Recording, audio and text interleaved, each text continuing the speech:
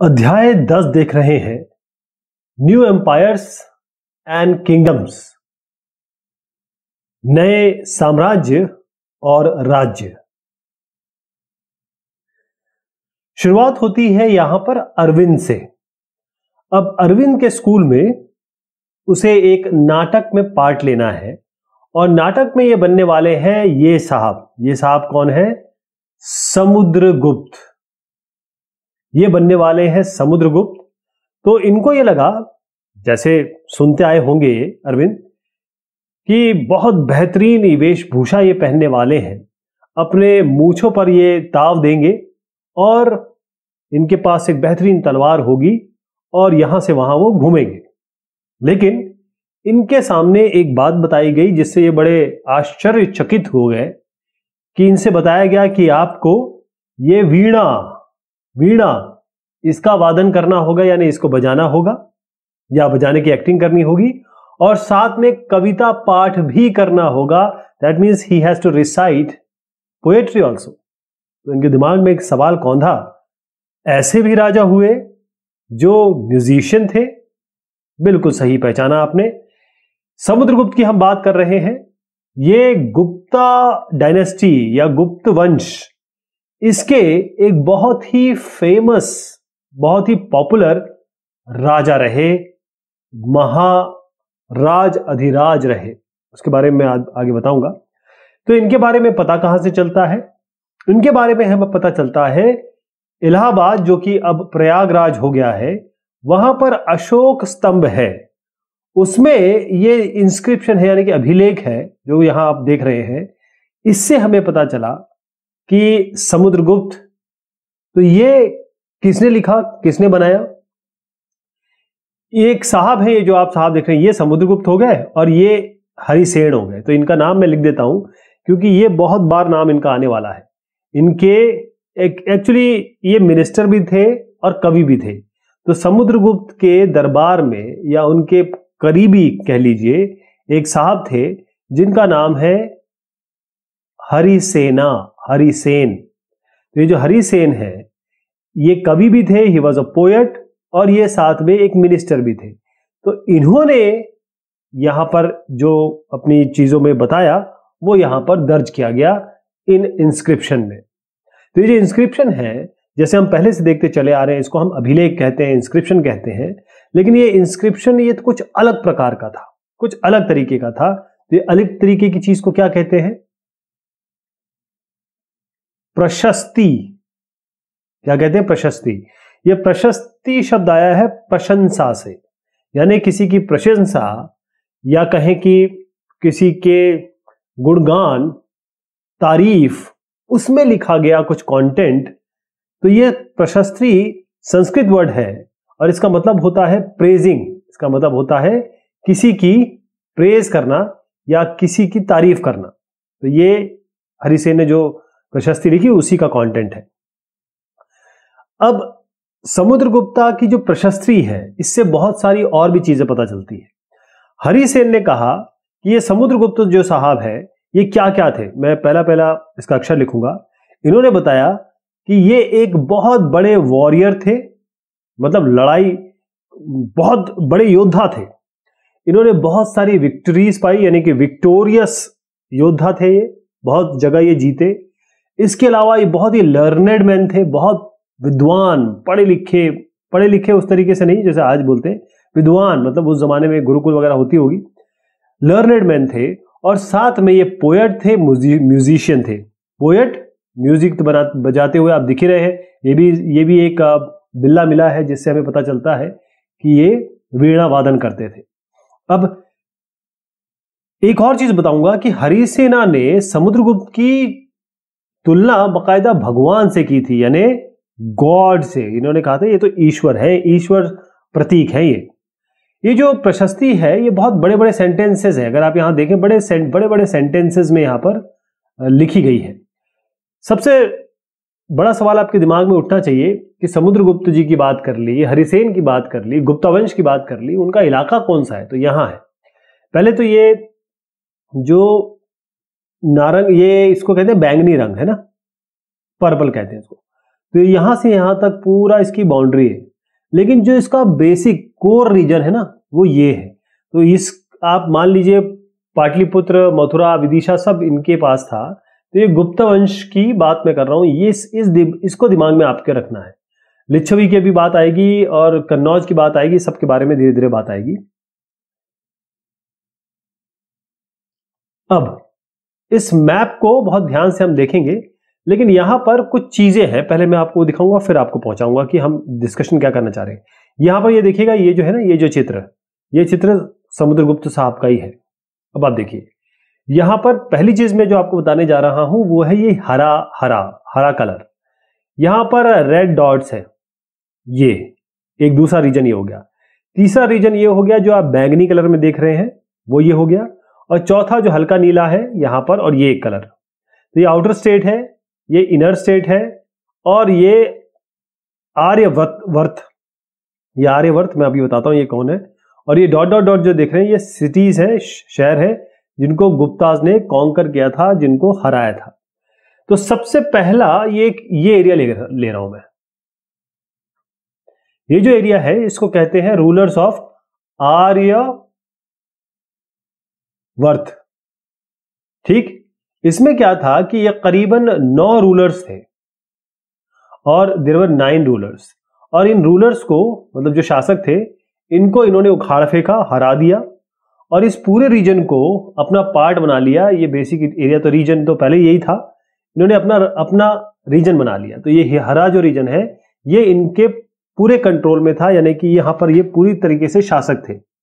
Okay, अच्छा, ये जो बात बताई गई है ये अलग अलग कलर की, इसको बताया भी हरिसेन नहीं है। मैंने कहा था इनका नाम बार बार आएगा।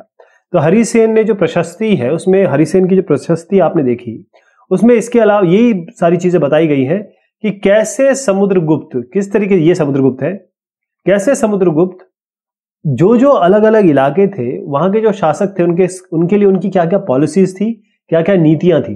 जब ये चारों बता दूंगा तो आप समझ जाएंगे मैं क्या कहना चाह रहा हूं। पहली चीज तो ये कि ये इलाका इनके कंट्रोल में था, इनको हरा दिया, आर्यव्रत कहते थे। अब आइए आप इधर पे, ये डॉट डॉट डॉट पे देखिए, ये है नॉर्थ पार्ट, ये है साउथ पार्ट। नॉर्थ से साउथ जाना है तो उसे कहते हैं दक्षिणा पथ, साउथ, दक्षिण, साउथ, पथ मतलब रास्ता। तो यहां पर जब ये आगे बढ़े गुप्ता शासक या फिर समुद्रगुप्त, इन्होंने क्या किया, जो dot dot dot dot dot देख रहे हैं ना आप, ये सारे वो कैपिटल्स है, छोटे छोटे राज्य, छोटे छोटे शासक थे, इनको इन्होंने हरा दिया। हरा क्या दिया, ये सब के सब हार के इनके प्रति वो हो गए, सरेंडर हो गए, यानी कि इन्होंने अपने घुटने टेक दिए। और जब घुटने टेक दिए तो समुद्रगुप्त ने कहा कि ठीक है साहब, आप लोग अपना इलाका ले लीजिए और वहां यहां पर शासन करते रहिए, बस ये कहा उन्होंने। यानी इनके कंट्रोल में थे और ये हार गए थे, तो उन्होंने कहा चलो आप अपने एरिया में कंट्रोल करो। ये दूसरी बात हो गई। तीसरी बात पे मैं आता हूं, ये है आपका जो बैंगनी कलर दिखा रहा हूं, इसमें क्या क्या आया, इसमें यहां पर आसाम आ गया, इसमें नेपाल आ गया, इसमें ये जो बंगाल का एरिया है, कोस्टल बंगाल कहूंगे इसको, ये वाला एरिया कोस्टल बंगाल, तो यहां लिख भी देता हूं, असम हो गया, इसमें कोस्टल बंगाल हो गया, इसमें नेपाल हो गया। और बहुत सारे ऐसे गण और संघ, आपको गण और संघ मैंने आपको बताए थे, याद होगा आपको। तो ये गण और संघ थे इस नॉर्थ वेस्ट में, इस इलाके में गण और जो संघ थे, बहुत सारे ऐसे थे जो पर्पल में आपको दिखाया जा रहा है। ये सबके सब लोग समुद्रगुप्त के चरणों में उपहार लाते थे, गिफ्ट्स लाते थे, यानी एक तरीके से उनको राजा मानते थे, इनके कोर्ट में आते थे, इनके कोर्ट में ये हाजिरी लगाते थे और इन्हीं को अपना राजा मानते थे। तो ये कौन सा इलाका हो गया, बैंगनी वाला। ये जो बाहरी इलाका है, यहाँ जो बाहर के इलाके हैं जिसे आउटर स्टेट कह रहे हैं, इसमें कौन कौन सा आ गया, एक तो यह कुषाणों वाला राजा, कुषाण वाला आ गया, ये कुषाण का एरिया है, शाक वाला रीजन आ गया, और ये श्रीलंकन रीजन देख लीजिए आप। ऐसे बहुत सारे जो बाहरी रीजन है, यहां पर क्या किया, इन्होंने मान लिया कि भाई आप ही शासक है, मेन शासक है, और फिर इन्होंने अपनी लड़कियां जो है यहां पर ब्याह दी, मतलब शादी के लिए यहां दे दी, और एक तरीके से रिश्तेदारी बन गई। तो ये सब चीजें हमें प्रशस्ति में मिली है। और यहां पर देखिएगा किंग जो है वो वीणा बजा रहा है, ये समुद्रगुप्त की बात हो रही है। अब कुछ जेनोलॉजीज है। जेनोलॉजी मतलब होता यह है कि जैसे ये समुद्रगुप्त है, इन प्रशस्तियों से हमें, या इन चर्चाओं से जो हमें इंस्क्रिप्शंस में मिले, जो हरिसेन ने किए या और भी लोगों ने किए, उससे हमें पता चलता है कि इनके माँ बाप कौन थे, इनके दादा कौन थे, इनके परदादा कौन थे, इनके बेटे क्या थे, इनके जो बेटे के बेटे क्या थे, ये सब हमें पता चलता है। ओके, तो जो एक विक्रम संवत कहा जाता है, 58 BCE की बात करूंगा मैं, बिफोर कॉमन एरा। तो ये गुप्ता किंग है, जिसे हम चंद्रगुप्त, ये चंद्रगुप्त 2, CG2 कर देता हूं इसको, इनके नाम से है ये। इन्होंने शाक अभी मैंने बताया था आपको, शाका को हराया और फिर ये बन गए विक्रमादित्य। क्या बन गए? विक्रमादित्य। चंद्रगुप्ता 2, ये विक्रमादित्य बन गए। ओके, अब जो समुद्रगुप्त के बारे में और प्रशस्तियों से पता चला वो ये था कि इनकी जो माता जी थी, ये मदर हो गए, ये फादर हो गए, इनकी माता जी जो थी उनका नाम था कुमार देवी। क्या नाम था? कुमार देवी। ये थी लिच्छवी, मैंने आपको बताया था लिच्छवी आएगा, ये लिच्छवी गण से रिलेटेड थी। कहां से थी? लिच्छवी गण से। इनके जो फादर थे वो थे चंद्रगुप्त, ये है असली आदमी। इन्होंने ही गुप्ता डायनेस्टी की शुरुआत की थी। कौन साहब? ये साहब। कौन साहब? तो इसे ध्यान रखिएगा, चंद्रगुप्ता जो गुप्त वंश है उसी की शुरुआत इन्होंने की थी। और ये साहब समुद्रगुप्ता और ये जो चंद्रगुप्त है, ये दोनों ही महाराज अधिराज बने, यानी कि राजाओं के राजा बने, राजाओं के राजा, महाराजाधिराज। ओके, और उसके बाद जो समुद्रगुप्त के बेटे हुए, अगर हम एंसेस्टर्स तो हमने बात कर ली, इनके जो बेटे थे, राइट, समुद्रगुप्त के जो बेटे थे वो थे चंद्रगुप्त 2, जिनकी मैं बात कर रहा हूं, जो विक्रमादित्य बने आगे चल के। तो इससे भी इनके बहुत सारे ऐसे इंस्क्रिप्शंस थे, या फिर हमें कहें कि जो कॉइन्स मिले, इससे हमें पता चला है अभिलेखों और सिक्कों से कि इन्होंने क्या क्या अचीव किया है।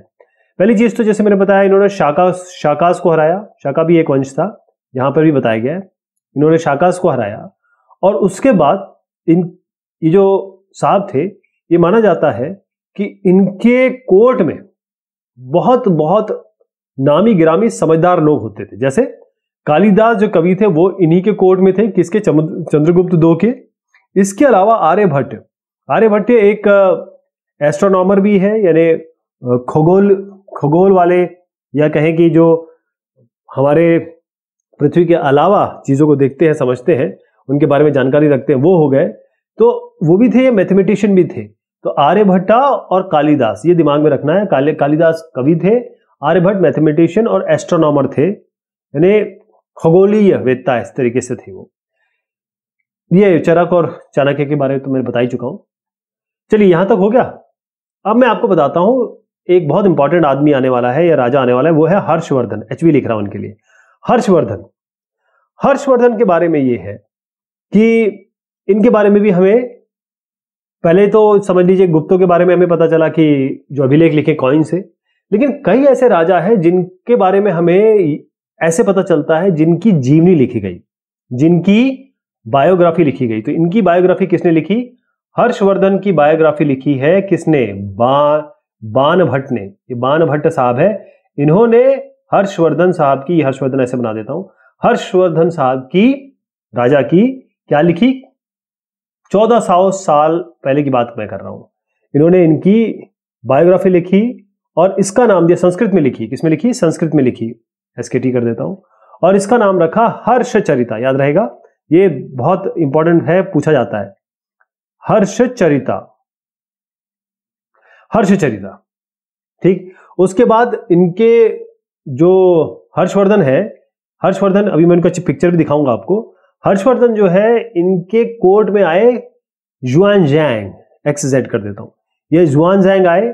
काफी समय तक ये हर्षवर्धन साहब के कोर्ट में रहे और उन्होंने भी कई चीजें इनके बारे में लिखी, तभी हम हर्षवर्धन जी के बारे में जानते हैं। तो ये है हर्षवर्धन, देख पा रहे हैं आप, ये उनका पूरा साम्राज्य है, एम्पायर है हर्षवर्धन का, बहुत बड़े राजा हुए।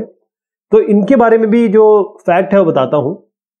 हर्षवर्धन, पहली बात तो यह है कि अपने पिताजी के सबसे बड़े बेटे नहीं थे, ठीक। तो ये हर्षवर्धन जो है, इनके फादर और इनके एल्डर ब्रदर, इनके बड़े भाई, ब्रदर कर देता हूं, इनकी बेचारों की मृत्यु हो गई।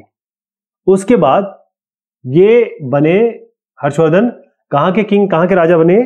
किंग ऑफ थानेसर, थानेसर एक जगह है, वहां के किंग बन गए। अब इनकी जहां बहन ब्याही थी, यानी इनके ब्रदर इन लॉ, ये ब्रदर इन लॉ हो गए, इनकी बहन जहां ब्याही थी, ब्रदर इन लॉ, ये थे कन्नौज के रूलर, कन्नौज के राजा। आप यहां देखें कन्नौज, ये है राजा कन्नौज, उसके राजा थे, उसके राजा हुए ब्रदर इन लॉ इनके। लेकिन इनको जो ये बंगाल वाले जो राजा है, बंगाल वाले राजा ने इनको मार दिया। तो बंगाल वाले राजा ने इनको खत्म किया, बंगाल वाले राजा ने मार दिया।